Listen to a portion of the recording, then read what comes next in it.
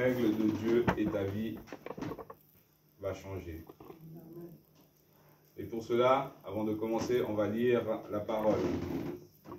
Dans Josué, chapitre 1, verset 8. Josué, chapitre 1, verset 8. Je vais lire au nom de Jésus-Christ. Que ce livre de la loi ne s'éloigne point de ta bouche. Médite-le jour et nuit, pour agir fidèlement selon tout ce qui est écrit. Car c'est alors que tu auras du succès dans tes entreprises. C'est alors que tu réussiras. Je relis. Que ce livre de la loi ne s'éloigne point de ta bouche. Médite-le jour et nuit, pour agir fidèlement selon tout ce qui est écrit. Car c'est alors que tu auras du succès dans tes entreprises, c'est alors que tu réussiras. On l'a déjà entendu souvent ce verset. De maintes et maintes manières, on l'a prêché, on l'a entendu. Aujourd'hui, Dieu nous rappelle cela. On connaît l'histoire de Josué. Qui était Josué? Josué, avant tout, avant d'être un appelé de Dieu, c'était le serviteur de Moïse. Josué était l'homme à tout faire de Moïse. Où il allait, Josué était présent.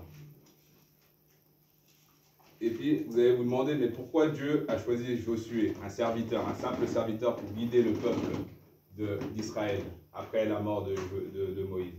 Simplement parce qu'il a vu en lui, déjà un, qui respectait son maître, qui était Moïse, et de deux, parce qu'il craignait l'Éternel. Et toujours, ça commence par là, craindre l'Éternel. Dieu appelle des personnes à le servir parce qu'on craint l'Éternel. Donc, on n'est pas là. Là, Josué, Dieu lui a parlé. Par ce verset-là, il lui avait parlé parce qu'il avait une grande mission qu'il allait devoir accomplir. Marche selon les règles de Dieu et ta vie va changer. Merci. Donc, ouais, il avait un grand, comment dire, il devait accomplir quelque chose de grand. On l'avait choisi pour pouvoir diriger, faire passer le peuple d'Israël à la terre promise. Et il l'a choisi parce qu'il craignait Dieu. Et je vais dire au nom de Jésus-Christ. Je t'instruirai et te montrerai la voie que tu dois suivre. Je te conseillerai, j'aurai le regard sur toi. Je répète, je t'instruirai et te montrerai la voie que tu dois suivre. Je te conseillerai, j'aurai le regard sur toi. Ça, c'est Dieu, il nous connaît. Dieu, il nous voit. Dieu, il connaît notre vie. Il connaît le chemin qu'on doit suivre. Et c'est par cela, par cette parole, comme il te connaît, il veut t'instruire. Comme il te connaît, il veut te suivre. Et cela, c'est dans sa parole. Il connaît comment tu marches, comment tu dois faire. Et c'est pour ça que c'est important, c'est une des règles, aussi des règles pour pouvoir que Dieu puisse nous suivre et changer notre vie. Parce qu'il nous veut que du bien. Si on suit ces paroles, si on est attentif à quand Dieu nous parle, il pourra agir dans nos vies. À l'époque, Dieu connaissait son peuple, le peuple d'Israël. Ils étaient dans le désert. Le peuple d'Israël, ils se sont plaints quand ils sont partis d'Égypte. Ils se sont plaints. Dieu connaît, comme on vient de le dire, il connaît les personnes, il connaît le peuple, il te connaît toi, il te connaît moi, il me connaît moi. Il connaissait son peuple. Et dans le peuple, dans le désert, le peuple se plaignait à Moïse qu'ils allaient se perdre, que des méchants allaient les attaquer.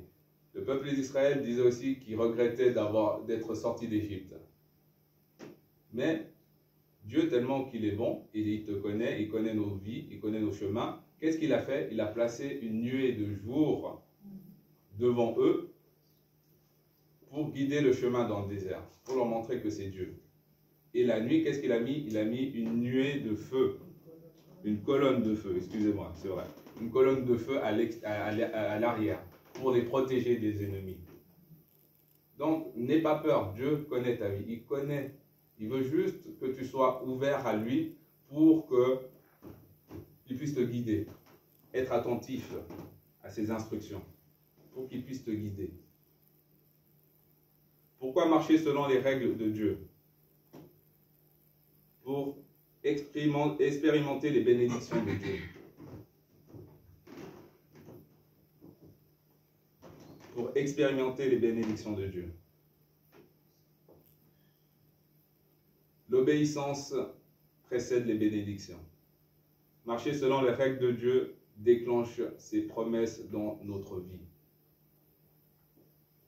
Plus tu es obéissant à ton Dieu, plus tu commences à ouvrir des portes pour que Dieu puisse te bénir. Ça, c'est une des règles. De méditer sa parole, ça c'est une, comme on l'a dit, on l'a vu, mais de respecter ce que tu as écouté, ce que tu as lu dans la parole, pour que tu ouvres des petites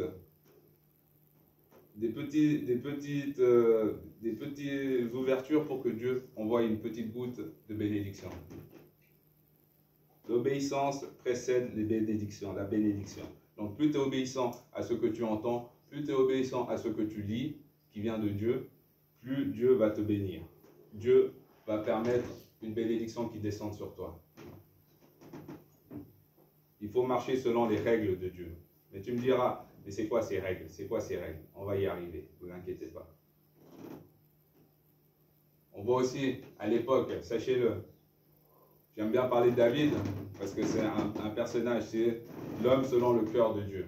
Aux yeux des hommes, c'était une personne fragile, c'était une personne, voilà, qu'on dirait qu'il ne serait pas roi. Mais Dieu a vu dans son cœur, depuis tout jeune, qu'il avait quelque chose. Et à la longue, il est devenu l'homme selon son cœur. Il était roi, il était obéissant à son Dieu, et Dieu l'a béni. À plus forte raison, nous aussi. Il y a quelque chose dans ton cœur que Dieu voit. Donc, sois obéissant. Écoute sa parole. Marche avec lui. Et vous verrez les bénédictions que Dieu va accorder dans vos vies. Hein? Ça précède, l'obéissance précède. Hein? Plus tu es obéissant à ton Dieu, plus Dieu va pouvoir un jour te bénir. Donc David, ce roi, hein, lui, qu'est-ce qu'il faisait? Il louait son Dieu dans sa maison, dans sa chambre, il louait son Dieu. Quand il devait danser, il dansait. Et tout ça, ça a imputé que de dire, à écrire jusqu'à que Dieu dise que c'est l'homme selon son cœur. Essayons de devenir ça. Essayons d'être